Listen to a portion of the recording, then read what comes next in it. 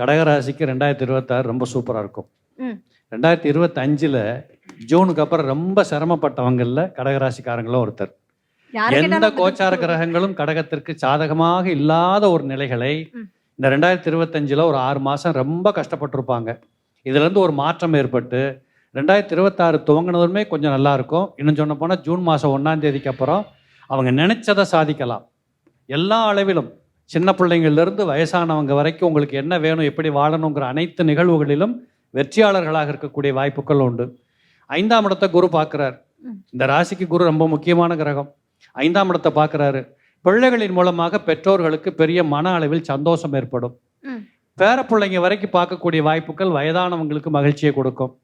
இளம் பிள்ளைகளுக்கு கல்யாண யோகத்தை கொடுக்கக்கூடிய வாய்ப்பு. ஏன்னா 7ஆம் இடத்தையும் குரு பார்க்குறாரு. அதே போல் 9ஆம் இடத்தை குரு பார்க்கறதுனால நிச்சயமாக ஜூன் மாதத்துக்கு அப்புறம் கடகத்தில் பிறந்தவங்க ஒரு சுப விரயம் பண்ணியே தீரணும். அது வீடு, காரு, வாகனம் ஏதோ ஒன்று பண்ணியே ஆவாங்க. நிறைய பேர் பழைய காரை விற்றுட்டு புது கார் வாங்கக்கூடிய யோகத்துக்கும் போவாங்க. கடகத்தில் பிறந்தவங்க ஜூன் மாதம் 1ஆம் தேதிக்கு அப்புறம் பெரிய அதிர்ஷ்டசாலிகளாக இருக்கக்கூடிய வாய்ப்புகள் உண்டு.